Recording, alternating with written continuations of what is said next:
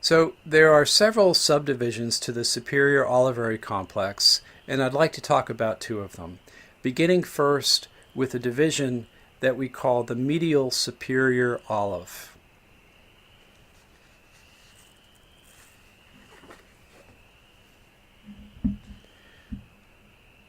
In the lower left of this slide, I have a bit of a photomicrograph that shows you what this medial superior olive actually looks like.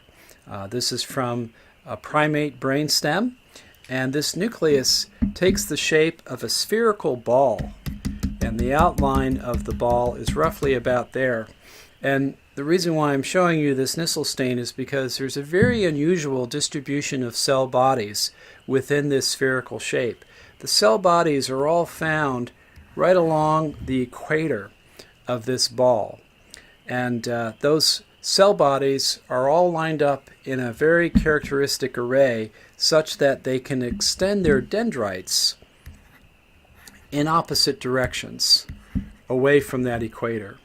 Well, this is the arrangement that is shown schematically in the figure from our textbook that we have in front of us here. And what we see is that along this equator, there is a systematic distribution of interoral latency differences from one end of the medial superior olive to the other. So here's how this works. In the medial superior olive, neurons become precisely tuned to the timing difference between the encoding of sound in one ear and the other ear on the other side of the head, obviously. Now here in this figure we see a schematic representation of this array of cells that we find here across the equator of the medial superior olivary nucleus.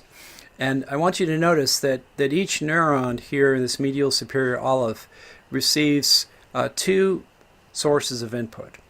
One source of input is the cochlear nucleus coming from one side, and the other source of input is the complementary cochlear nucleus on the other side of the brainstem. And in order for any one of these cells to fire an action potential, there must be the coincident arrival of the electrical signal causing the release of neurotransmitter from both of these pathways onto the neuron. So when that happens, then the neuron can fire and transmit its signal to its targets. Well, let's take this neuron E, for example, in this illustration. In order for neuron E then to fire, there must be the simultaneous arrival of input from the left ear and the right ear. Well, because of the difference in the path length from the cochlear nucleus on the left side of the brainstem to neuron E compared to the path length from the cochlear nucleus from the right side of the brainstem to neuron E, the only way that inputs can arrive simultaneously would be if the sound source is shifted over here to the left somewhere. So if that sound source is here on the left-hand side, then the activation of the left cochlea is going to occur before the activation of the right cochlea because of the temporal lag in the conduction of that sound wave from the left side of the head to the right side of the head. So even though the path from the left cochlear nucleus to neuron E is longer, with sound present on the left-hand side of the midline, the signal is going to get started in advance on the left side compared to the right side. And with the sound source shifted to the left, neuron E is much more likely then to receive coincident input from both sides of the brainstem. The same basic scenario would apply to each of these neurons that are in a slightly different position along the equator of this nucleus.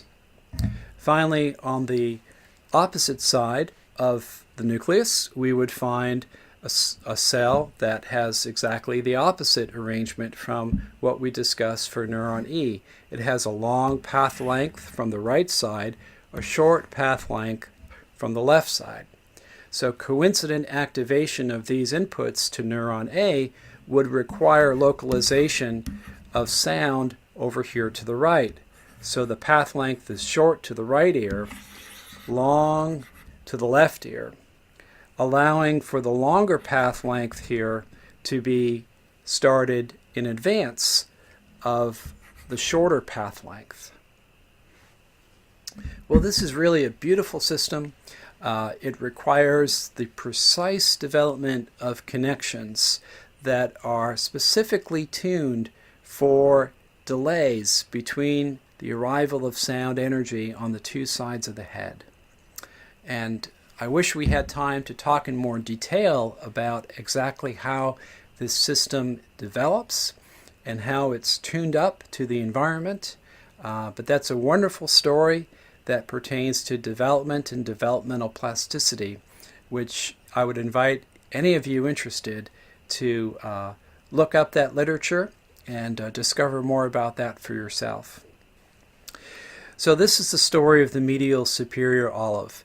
It encodes the localization of sound in space based on interaural timing differences. Well, there's another division of the medial superior olive that I'd like to tell you about. It's the lateral superior olive, and it encodes information about the location of a sound source based on interaural intensity differences. Okay, so the medial superior olive bases its signals on interaural timing differences, the lateral superior olive on interaural intensity differences. Well, here in this part of the superior olive, the circuitry is just a little bit more complex. There is a second nucleus involved. So here is the lateral superior olive, and the secondary nucleus is a source of inhibitory input to the lateral superior olive. It's called the medial nucleus of the trapezoid body. So here's how this circuit works. Inputs derived from the cochlear nucleus on one side of the brainstem send projections on up to the superior olive. So there are inputs that go directly to the lateral superior olive, causing an excitation of that cell. But there's also collaterals that project across the midline to this medial nucleus of the trapezoid body. Neurons in the medial nucleus of the trapezoid body grow short connections then to the lateral superior olive and function to inhibit that nucleus when activated from the opposite side of the brainstem. So you can imagine what would happen if there were a sound source localized over here just to one side. Let's say this is the left side of the brainstem here. So this left lateral superior olive would be excited and fire at an increased rate, whereas the right lateral superior olive will be inhibited. And that's exactly what is plotted over here to the right-hand side of the figure. We're looking at the output of the lateral superior olive, or just the firing rate of neurons in this structure, relative to the location of the sound source.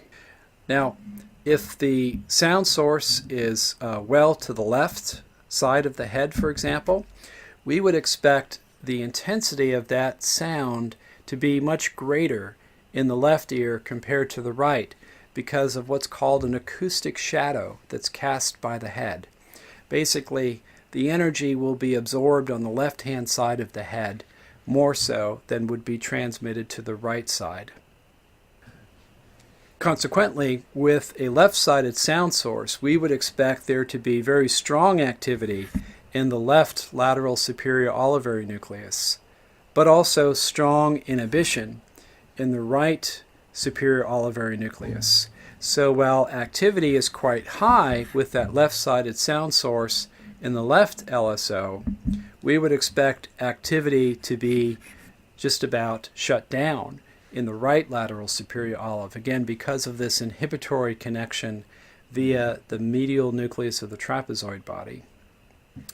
Now, if we look on the opposite side of the head with a sound source localized to the right, we would expect there to be strong activity in the right lateral superior olive, but inhibition of the left lateral superior olive.